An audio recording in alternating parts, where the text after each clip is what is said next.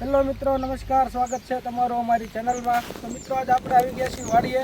તો મિત્રો આજે આપણે બનાવવાનું છે આખા લસણનું શાક. તો ચાલો તમને હું રેસીપી દેખાડું.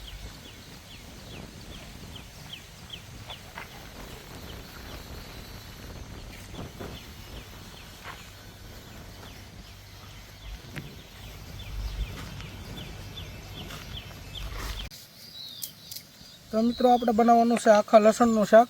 તો એની માટે આપણે 8 થી 10 નંગ આખા લસણના ગાંઠિયા લીધા છે. પછી આપણે 2 કાંદા લીધા છે મીડિયમ સાઇઝના, 2 નંગ ટમેટા લીધા છે, 4 પીસ મરચાં છે, એક આદુનો ટુકડો છે અને લસણ છે એક ગાંઠિયો. આની આપણે બધાની ગ્રેવી બનાવવાની છે અને લીલા ધાણા છે. તો મિત્રો આપણો ચૂલો ચાલુ થઈ ગયો છે. આપણે લઈ લેવું પાટલો મૂકી દીધો છે. હવે આપણે નાખી દઈશું પાણી એમાં.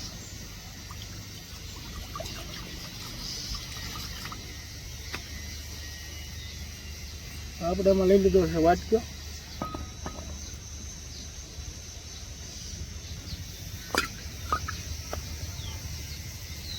આપણે વાટક્યો મૂકી દીધો છે અંદર.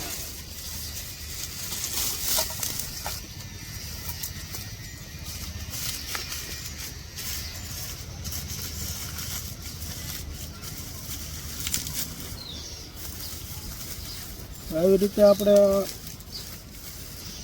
કુકલ જારનું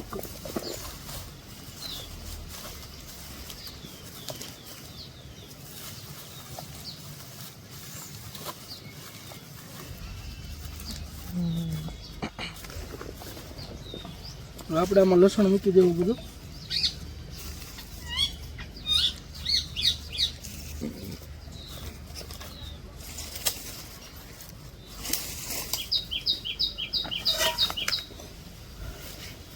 લસણને આપણે ઢાંકી દઈશું વરાળથી બાફવા.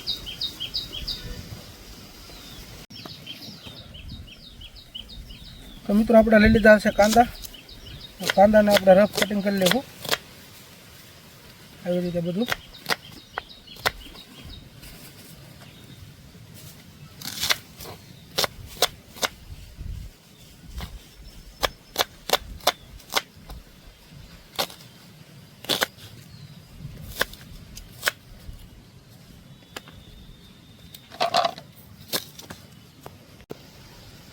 તો મિત્રો આપણે નાખી દઈશું ચોપર મશીનમાં કાંદાને ગ્રેવી માટે.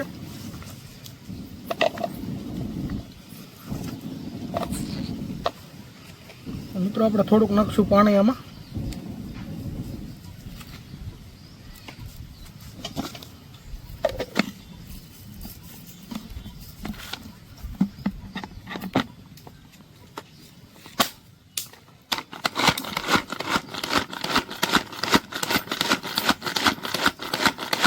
જો ફર્સ્ટ ક્લાસ કાંદાની ગ્રેવી આપણે થઈ ગઈ છે.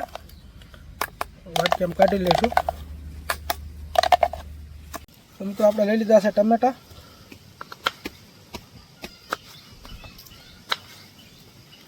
ટમેટાનું આપણે આવી રીતે રફ કટિંગ કરી લેવું અને પછી ચોપરમાં આપણે કાંદાની જેમ આપણે કાઢી નાખશું ગ્રેવી ટાઈપમાં. જો મિત્રો આપણે આદુ, લસણ અને મરચાંનું કટિંગ થઈ ગયું છે. હવે આપણે આના ચોપર મશીનમાં નાખી દઉં બધું મિક્સમાં.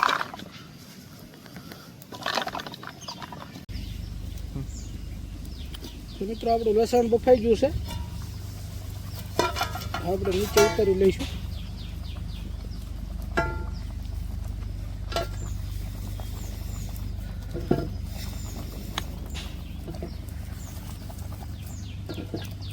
આપણે પાટીઓ લઈ લીધો છે શાક ઉગાડવા માટે.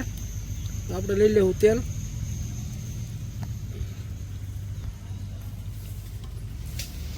મિત્રો આપણે તેલ આવી ગયું. આપણે લઈ લેવું રાઈ નાખશું વઘારમાં.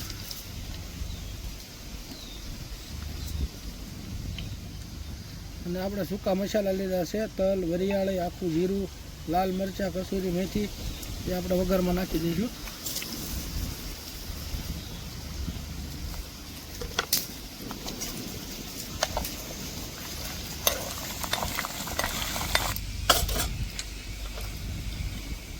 તો મિત્રો આપણે નાખી દઈશું એમાં કાંદાની પેસ્ટ.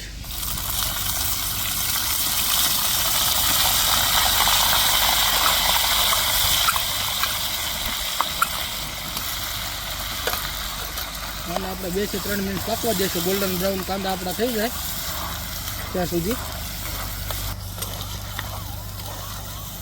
તો મિત્રો આપણા કાંદા ગોલ્ડન ફ્રાય થઈ ગયા છે. હવે આપણે નાખી દઈશું એમાં આદુ લસણ મરચાંની પેસ્ટ.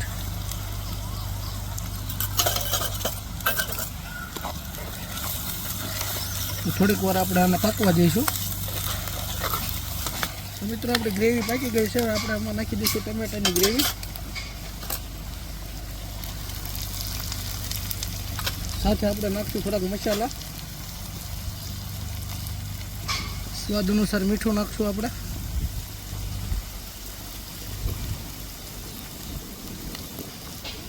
અડધી ચમચી હળદર નાખશું. 2 ચમચી લાલ કાશ્મીરી મરચું નાખશું. તીખા માટે આપણે લીલું મરચું નાખેલું હતું ગ્રેવીમાં. 1 ચમચી ધાણા જીરું પાવડર. અડધી ચમચી કિચન કિંગ મસાલો. હવે આપણે લઈ લઈશું.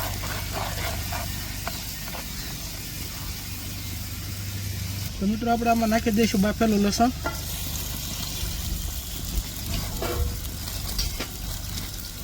ગ્રેવીની સાથે આપણે હારવાર પકાવવાનું છે થોડો.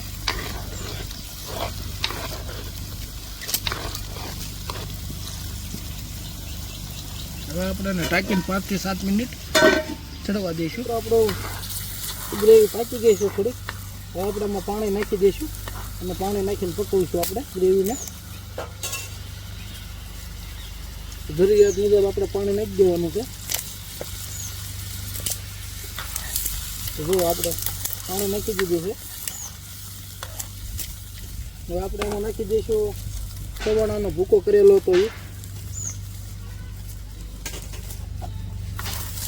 અને હવે આપણે આને 4 થી 5 મિનિટ ઢાંકીને પાકવા દેવાનું છે શાકને.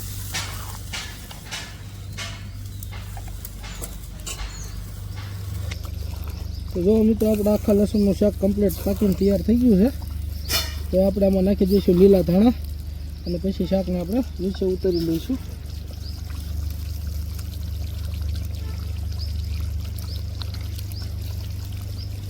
મિત્રો આપણે ભાઠિયા પાપડ શેકી નાખશું.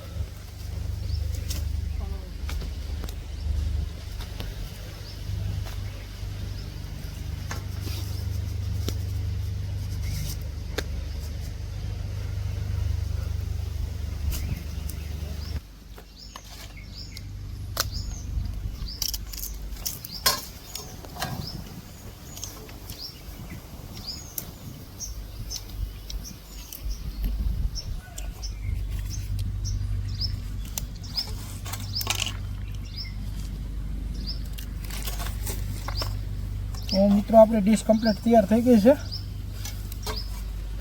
તમે ઘરે બનાવીને ટ્રાય કરજો આખા લસણનું શાક.